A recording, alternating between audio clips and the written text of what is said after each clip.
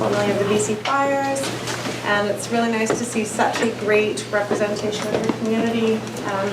Please bear with me, I've had a very long travel day, so if I ramble a bit, please excuse me, and I'll try and roll through the presentation and take as many questions as I can. Can you repeat your name, please? I can't hear you. Certainly. Tara Christensen. Tara Christensen, Yes. thank you. You're very welcome. And I'll try and work on my projection for the rest of the Thank evening. you. You're very welcome. I come from a long line of theater people, so I should be able to pull that off to some extent. Diaphragm. Yeah, that is it. It's a tired diaphragm today. So Alina's coming back, just a little housekeeping stuff. She's printing off some extra applications. I went out there and enthusiastically printed off 50. Anyways, that was not enough. So she's going to bring in some more. Further to that, we are going to be back here for between Saturday and Wednesday. I'll be back here to do some in-person support. So if there are any particular questions that come up later, or people need a little extra time or a little extra support with their applications, myself and another colleague and perhaps Selena are going to be here to offer some of that support for everybody. Okay? Where will you be? That will be announced by Wednesday. It should be on the website, so yeah. I'll get some information out to you one way or another by midweek. I have a fairly robust travel schedule this week. So without further ado, is everybody familiar roughly with the program? I think everybody's participated in some level or another to the first phase of the program? Yes? Show of hands? Familiar? Okay. So the second phase of the program is a little more in-depth and there's a little more funding available. It's been a very recent announcement to roll this out, so I'm really pleased to be able to be here and speak to this, and I'm sure everybody's fairly pleased to have some access to this programming.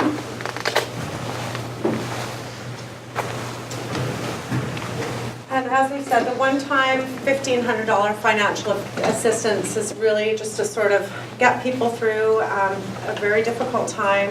And I would like to just also take that moment to acknowledge what a challenging time that you've all had. And I really do empathize with everybody's, all the struggles. I've spent a lot of time speaking to a lot of people in different areas that have been through fires and floods, and I really do, it's such a wonderful thing to see everybody gathered here tonight and looking well and being such a tightly woven community. So my hat's off to you each for pulling through such a challenging time. I have nothing to compare that to except the windstorms of 2006 that kind of rocked the lower mainland and the west coast, and I was just saying to somebody, I had a landscaping business at the time and it was absolutely decimated. There were so many businesses that were just really challenged by that, and so it's a light comparison, but I can touch on what it feels like to have your whole community rocked.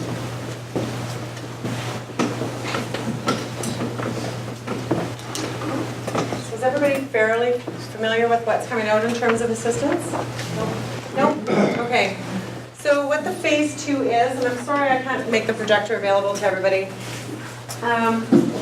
There's additional financial assistance to small businesses beyond $1,500, and it is up to $18,500, and those are that's the maximum allowance. So together that would be $20,000.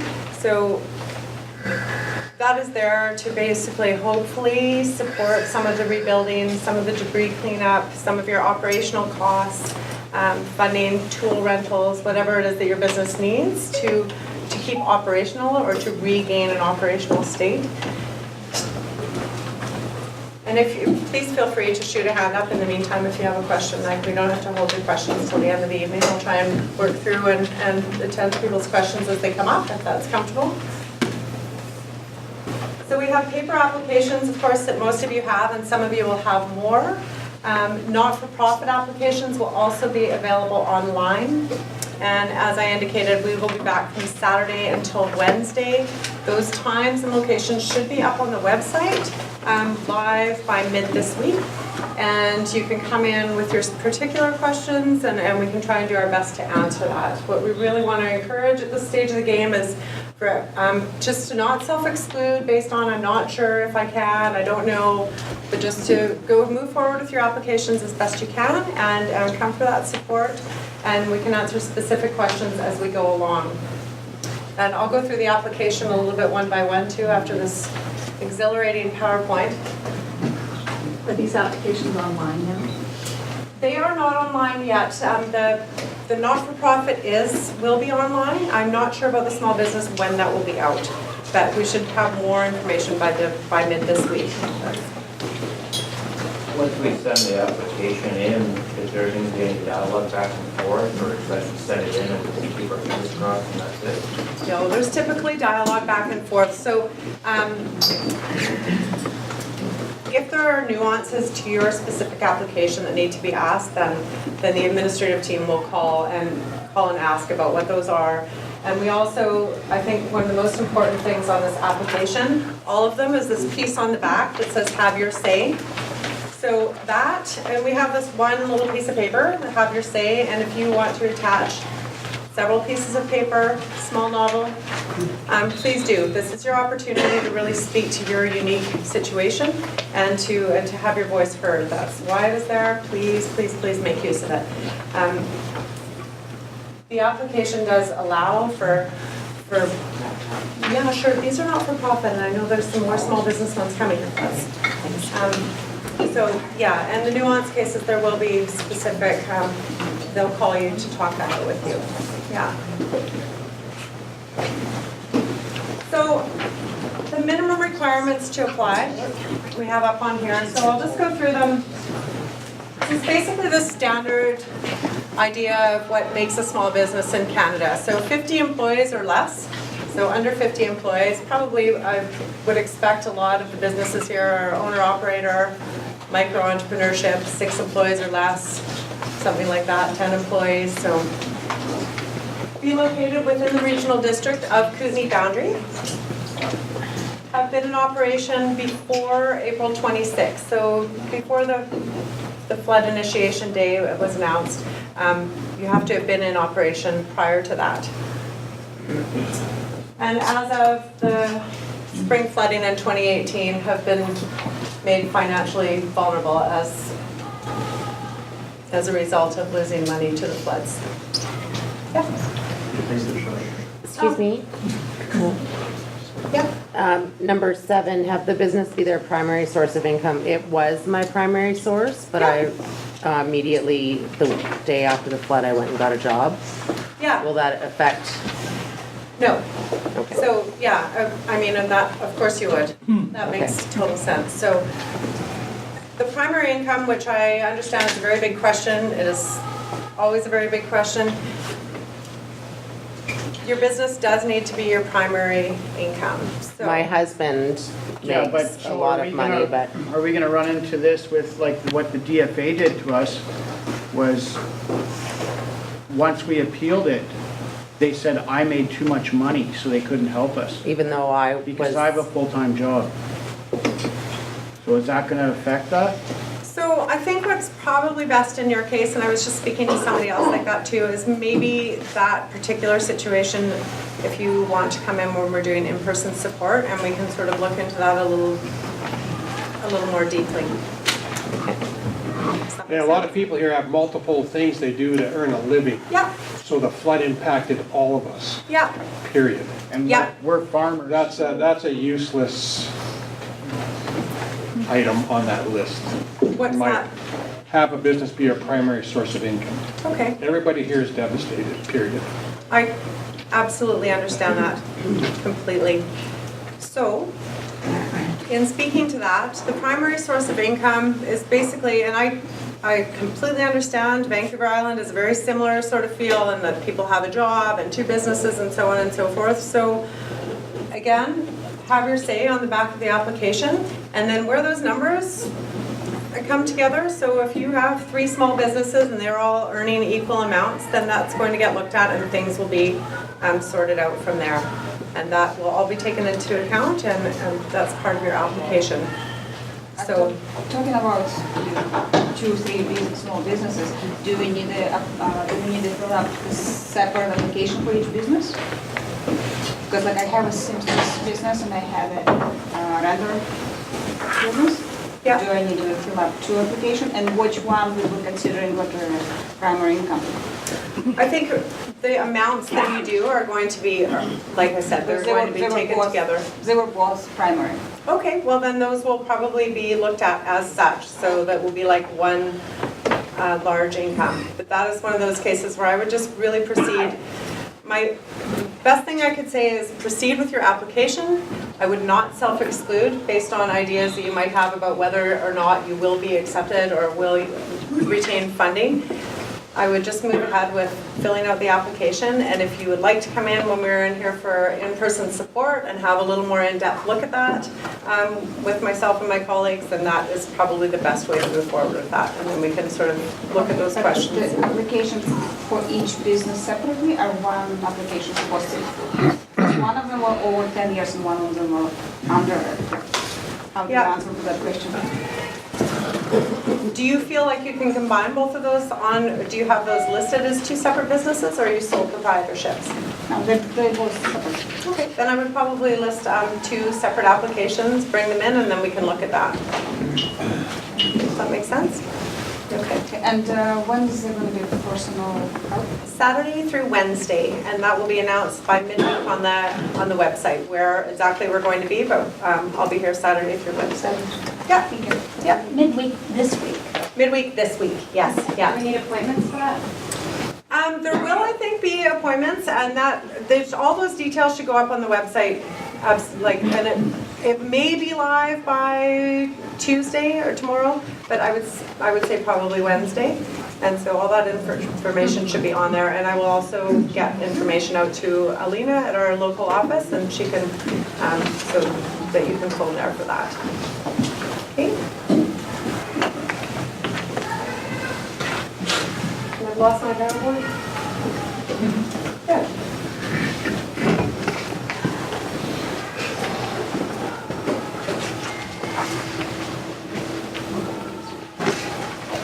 So a net income of less than 250,000. That's the other stable point of that.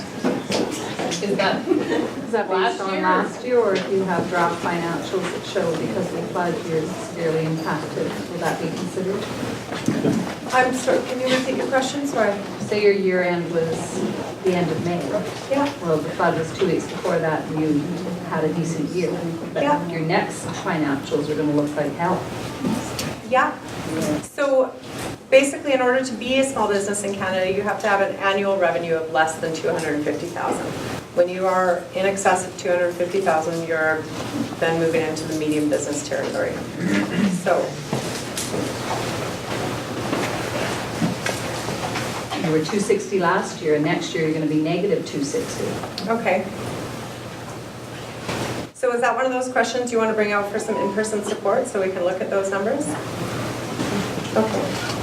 Because if you're severely impacted, I don't know if the $10,000 is really, but we'd like to take a look at it and see how that is. But if it's So- their only option, if this is the only help they're getting, and they're being disqualified because they made $10,000 too much revenue, it's kind of a kick in the ass.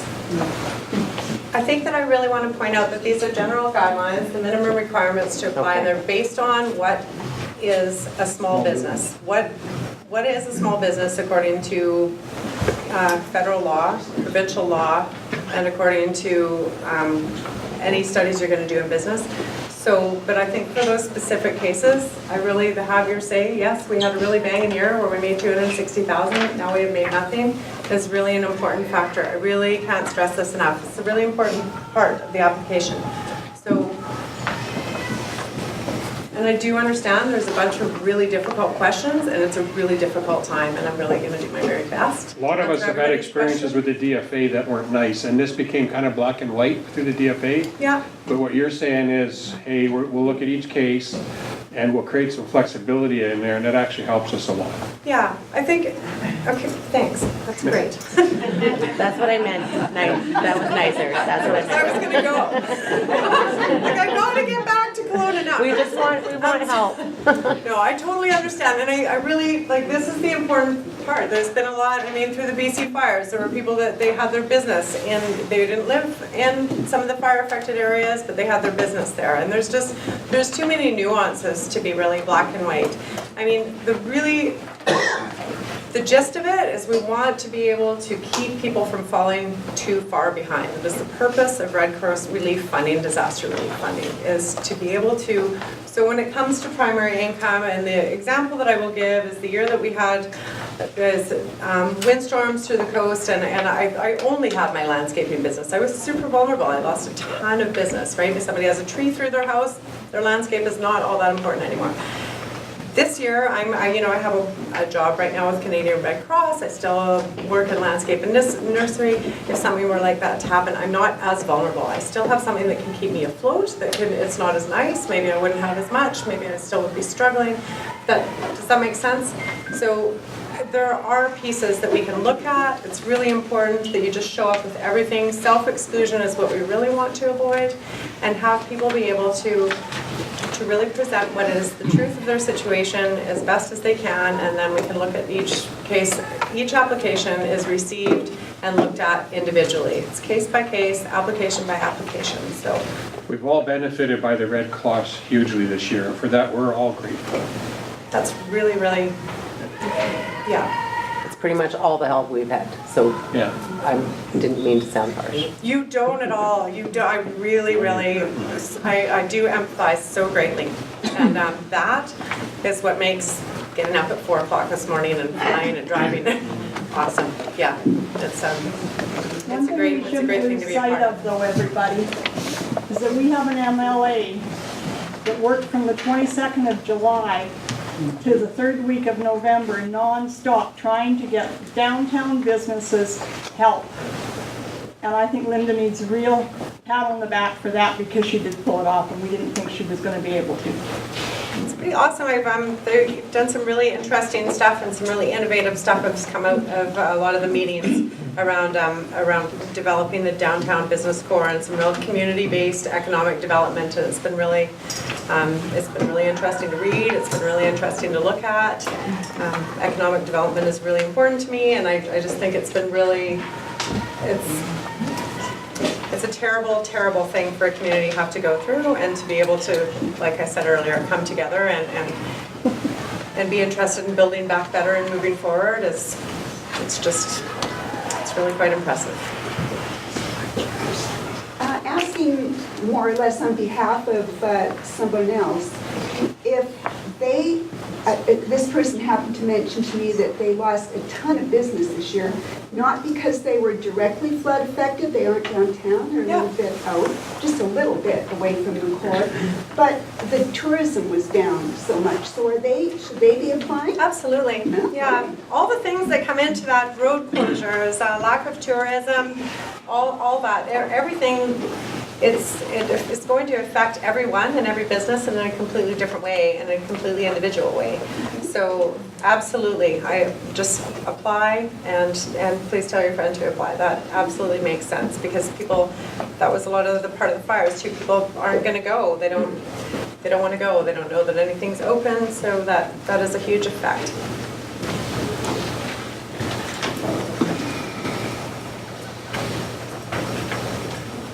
I'm leaving the PowerPoint alone.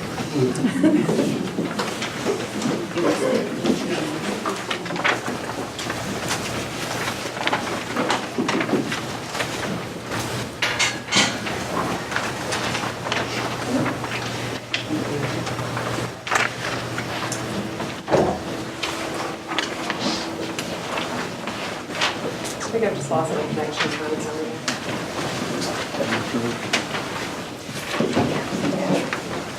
So are there more questions specifically around who should apply, how to apply? when to apply? Yeah? And I do have a question regarding my own situation.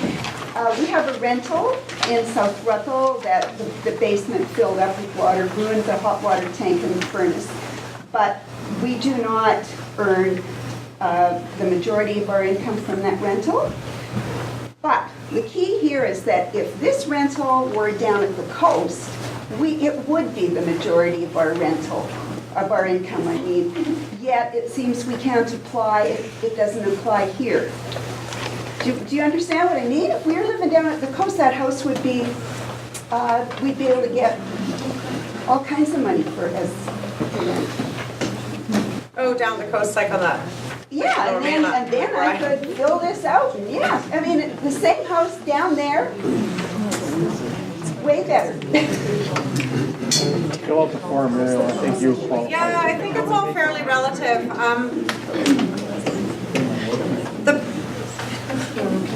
It is an interesting situation, isn't it? Like, we're really disadvantaged living in this small town in the interior.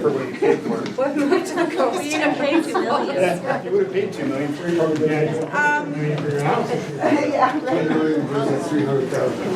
Yeah, the differential in real estate, I really can't speak to. That seems to be a bit beyond my scope in this particular meeting. I would just look at what that, if you have a primary income that is far in excess of that, then I would probably think that that's not going to. Just pensions.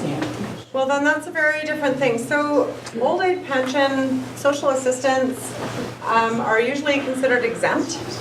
So I would, but it just depends on if that's what your pension looks like, if it's a government pension or so.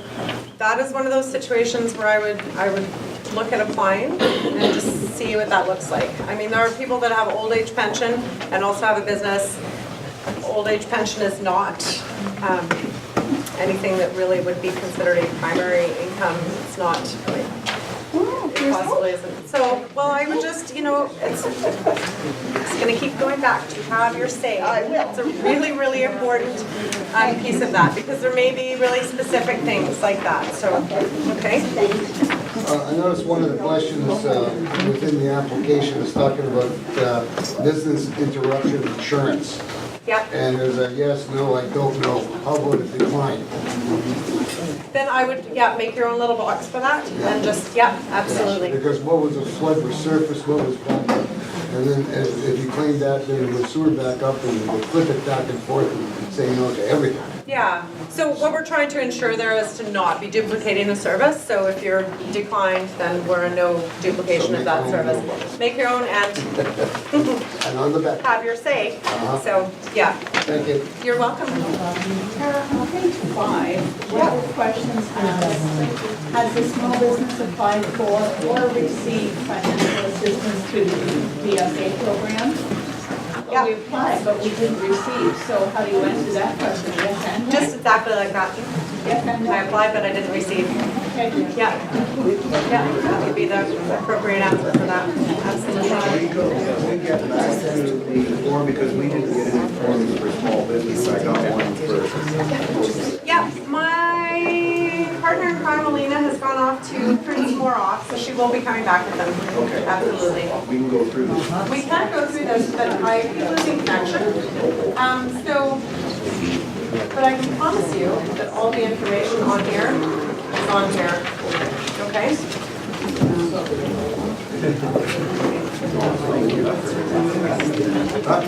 Situation solved. Situation solved? Spare copy. You're good? Okay, good. You just want the eligibility requirements yet? I apologize, I'm a little bit late. Oh, please, no, don't apologize. That's completely fine. I'm going to get you.